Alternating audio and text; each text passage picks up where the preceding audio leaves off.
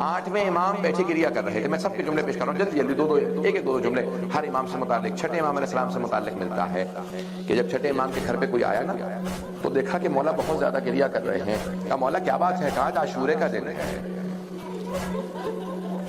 ایک مرتبہ امام علیہ السلام نے کہا کہ تم نے کوئی مرثیہ کہا ہے, کوئی شعر کہا میرے جد حسین کی شہادت پہ؟ کہا ہاں مولا میں نے شعر کہے. کہا ذرا سناؤ. جب وہ سنانے لگا امام نے کہا رک جا بھی نہ پا. امام نے خادم سے کہا ذرا پردے کا اہتمام کر دے, میری ماں سے, میری بہنوں سے, میری بیٹیوں سے, میری زوجہ سے کہہ دے مجلس ہونے والی ہے, وہ بھی آ جائیں. جیسے پتہ کھینچا نا کہ ایک مرتبہ امام کی جو گھر میں خادم تھا اس نے جا کے آواز دی کسی خادمہ سے, کہا کہ امام کی طرف سے حکم آیا امام کی والدہ حضرت ام فروہ کو بتا دو مجلس حسین ہونے والی ہے. جیسے پتہ کھینچا امام کی والدہ آ کے بیٹھ گئیں, امام کی بہنیں آئیں, امام کی بیٹیاں بھی آ گئیں, امام کی زوجہ بھی آ گئی, سب آ کے بیٹھ گئے. وہ جو شاعر تھا نا وہ امام کی والدہ کے خاندان سے تھا, حضرت ام فروہ کے خاندان سے تھا. ایک مرتبہ اس نے اشعار پڑھنا شروع کیے تو آواز آنے لگی, امام کی والدہ بلند آواز سے رونے لگی.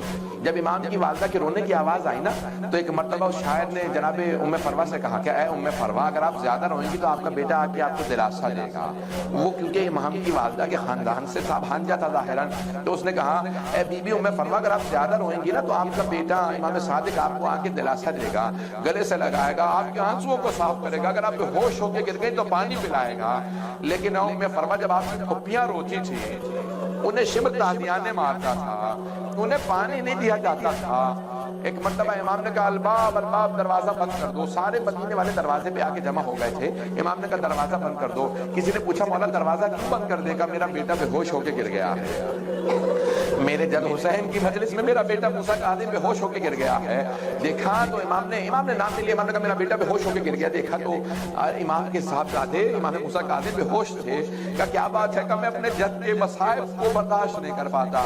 بس میں جب آپ روتے ہیں تو کوئی پابندی تو نہیں نا آپ کے رونے پہ, آپ کو کوئی روکتا تو نہیں ہے کہ مت گریا کیجئے گا. امام رضا کے چند جملے پیش کروں گا.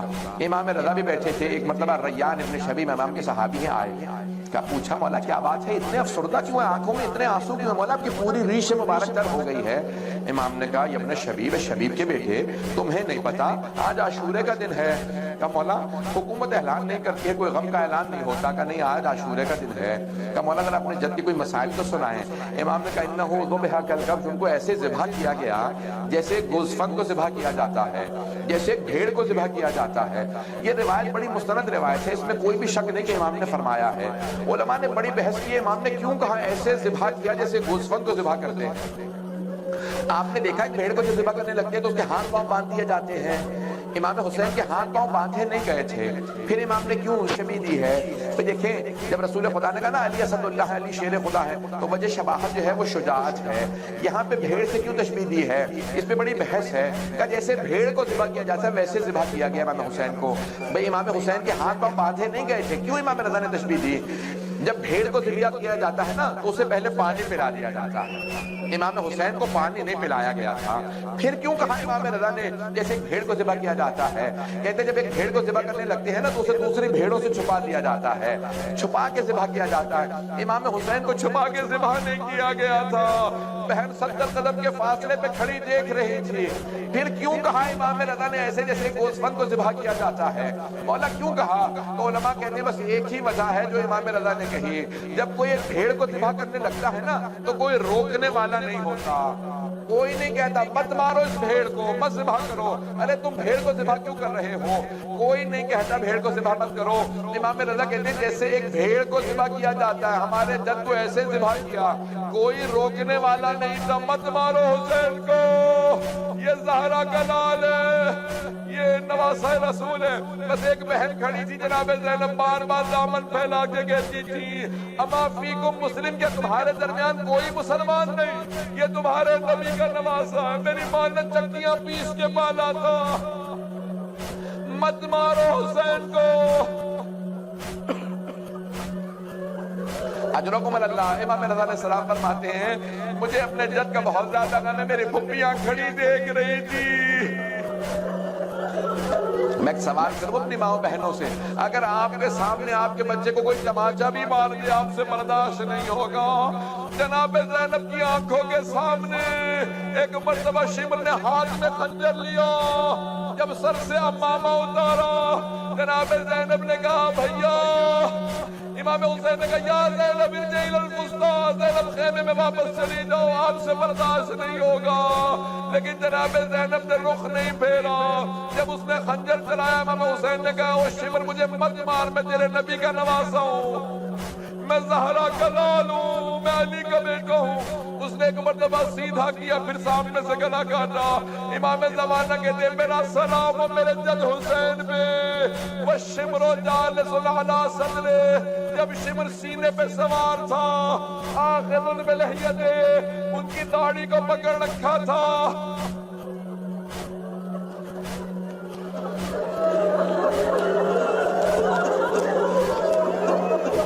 میں تمام کر دیتا۔ امام رضا علیہ السلام کا آخری وقت تھا۔ بھئی تاریخ نے لکھا 3 ایسی بہنیں ہیں جو بھائیوں کے ساتھ گئی ہیں۔ پہلی جناب کلثوم ہے جو جناب موسیٰ کے ساتھ گئی، دوسری جناب زینب جو امام حسین کے ساتھ گئی، تیسری بہن جناب معصومہ قم جو امام رضا کے ساتھ گئی۔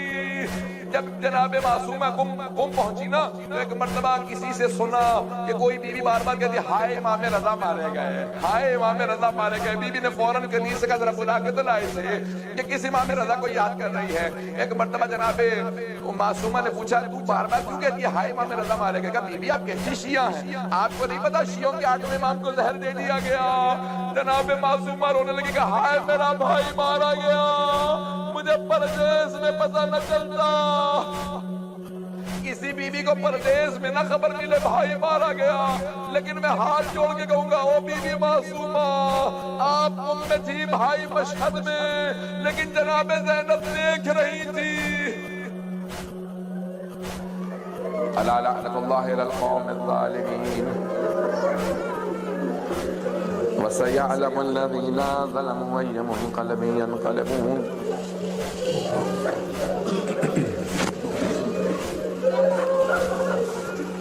میں نے تمام کر دیا۔ جب جناب زینب مدینے واپس آئی نا تو روایت کے الفاظ ہیں بی بی سب سے پہلے اپنے نانا کے روضے پہ گئے۔ ہاتھوں کو بلند کیجئے گا، مختصر سے دعا کرواؤں گا، ہاتھوں کو بلند کر کے میری طرف اگر دیکھ سکے تو دیکھیے گا۔ میں آپ لوگوں کو نہیں دیکھ پاتا اس وقت، لیکن اگر آپ دیکھ سکے تو دیکھیے گا۔ جب جناب زینب آئی نا نانا کے روضے پہ، بی بی نے بلند آواز سے رو کے کہا نانا، دونوں ہاتھ دروازے پہ رکھے، روضہ رسول، بلند آواز سے کہا یا جدہ انی ناعیت الیک بولدک الحسین، نانا میں آپ کے نواسے حسین کی سنانی لے کے آئی۔ نانا میں 70 قدم کے فاصلے پہ کھڑی دیکھ رہی تھی۔ نانا جب شمر نے خنجر چلایا میں 70 قدم کے فاصلے پہ تھی۔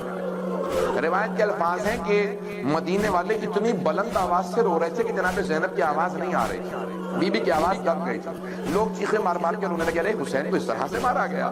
سارا مدینہ رو رہا تھا، بی بی کی آواز دب گئی، بی بی خاموش ہو گئی۔ جب سب خاموش ہوئے نا تو بی بی نے ایک جملہ کہا نانا اگر نامحرموں کا مجمع نہ ہوتا میں اپنی کلائیوں سے چادر ہٹاتی، نانا میں اپنے بازوؤں کے نشان دکھاتی، نانا میں آپ کو بتاتی آپ کی امت نے مجھے کتنے تازیانے مارے۔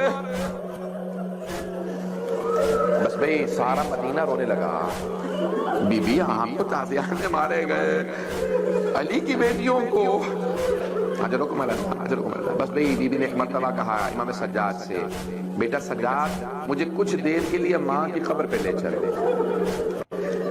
صرف امام معصوم جانتے ہیں جناب سیدہ کی قبر کہاں ہے، دوسروں کو جانے کی اجازت نہیں۔ امام سجاد نے کہا باقی سب لوگ گھر چلے جائیں، میں اپنے پھپھی کو کچھ دیر کے لیے اپنی دادی کی قبر پہ لے جاؤں گی۔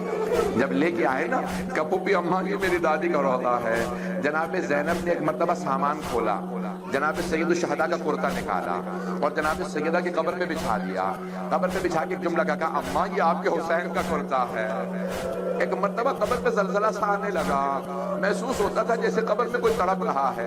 جناب زینب نے رو کے کہا اماں برداشت نہیں ہوا آپ سے، اماں آپ نے کرتا دیکھا ہے، میں نے لاشا پامال ہوتے دیکھا ہے۔ علماء کہتے ہیں کہ ایک خاتون اپنے باپ سے اپنی مصیبت چھپا سکتی ہے، اپنے مصائب کو اپنے بیٹوں سے چھپا سکتی ہے، بھائیوں سے چھپا لے گی، لیکن جب ایک خاتون اپنی ماں سے ملتی ہے نا تو چھپا نہیں پاتی۔ جیسے ہی جناب زینب آئی نا ماں کے روضے پہ تڑپنے لگی کہ اماں میں 70 قدم کے فاصلے پہ کھڑی تھی، اماں جب شمر نے حسین کے بالوں میں ہاتھ ڈالا، بی بی بہت تڑپی، بہت روئی۔ امام سجاد نے پھپھی کا بازو تھاما.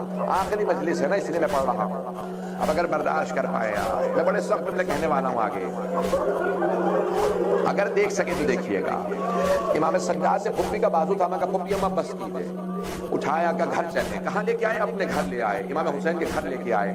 جب گھر لے آئے نا تو جناب زینب نے ہر بیوی سے پرسہ لیا، سب کو پرسہ دیا، بتایا کیا کچھ ہوا. بس ایک مرتبہ جناب عبداللہ ابن جعفر طیار نے بلا بھیجا کہ سید سجاد اپنی پھپھی سے کہو گھر واپس آ جائے. آپ کو پتا ہے جب جناب زینب کے سامنے لاشیں لائے گئے تھے، جناب اون محمد کی بیوی نہیں روئی تھی، بیوی نے آنکھیں بند کر لی تھی. جب شام میں شہداء کے سر واپس آئے نا، بیوی نے دوبارہ آنکھیں بند کر لی.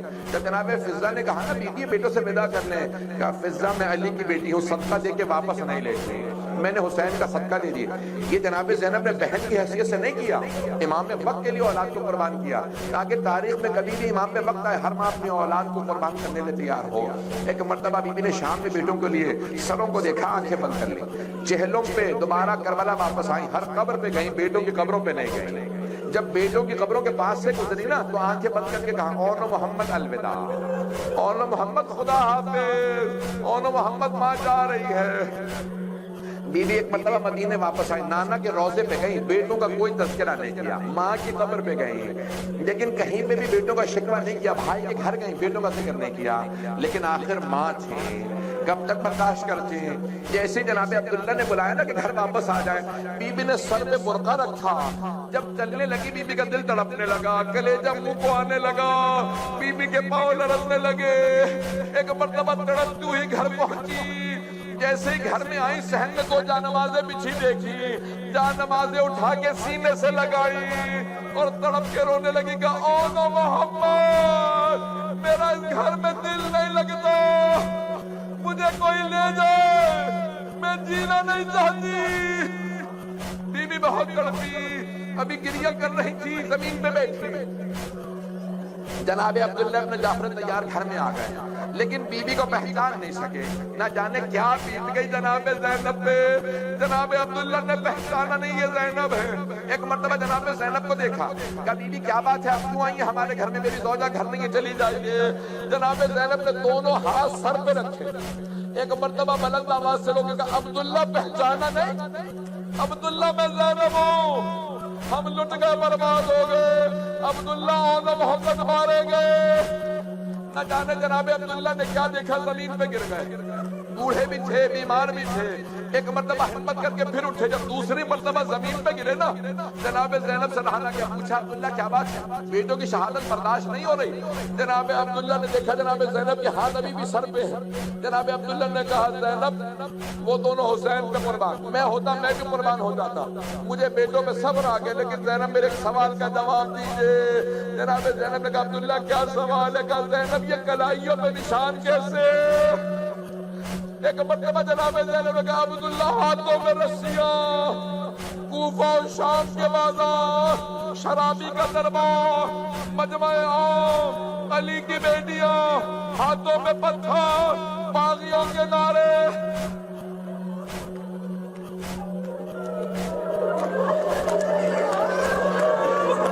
پروردگارا چادر جناب زینب کا واسطہ امام زمانہ کے ظہور میں تعجیل فرما، دشمنان اہل بیت کو نیست و نابود فرما. بس بھئی یہ دعا نہیں کرا پاؤں گا، نہ مجھ میں پڑھنے کی طاقت ہے، نہ آپ میں سننے کی طاقت ہے. بس بے آپ میں سننے کی طاقت نہیں. میں ایک صرف سوال کروں آپ سے، آپ نے کبھی اپنے کسی قریبی رشتہ دار کو 1 یا 2 سال بعد دیکھنے کے بعد پہچاننے سے انکار کیا کبھی؟ قریبی رشتہ دار ہو پہچان نہ سکے ہوں. جناب عبداللہ پہچان نہیں سکے. امام سجاد فرماتے جتنی بیویاں کربلا گئی تھی نا، جب واپس آئیں تو پہچانی نہیں جاتی تھی. پوچھا مولا کیوں نہیں پہچانی جاتی تھی؟ کہ بال سفید ہو گئے تھے، کہ کمر ٹوٹ گئی تھی، ہر بیوی بیمار رہتی تھی. جب پوچھا امام سجاد سے جناب محمد حنفیہ نے کہ آپ کون ہیں، مجھے بار بار چچا کیوں کہتے ہیں؟ کہ چچا کیا آپ نے مجھے نہیں پہچانا؟ کہ نہیں میں نے آپ کو نہیں پہچانا. آپ کون ہیں؟ کہ چچا میں سید سجاد ہوں. جناب محمد حنفیہ نے کہا سجاد اب 24 برس کے جوان ہیں، یہ آپ کی داڑھی سفید کیسے ہو گئی؟ کہا چچا شرابی کے دربار میں علی کی بیٹیاں کھڑی رہی. ماتم حسین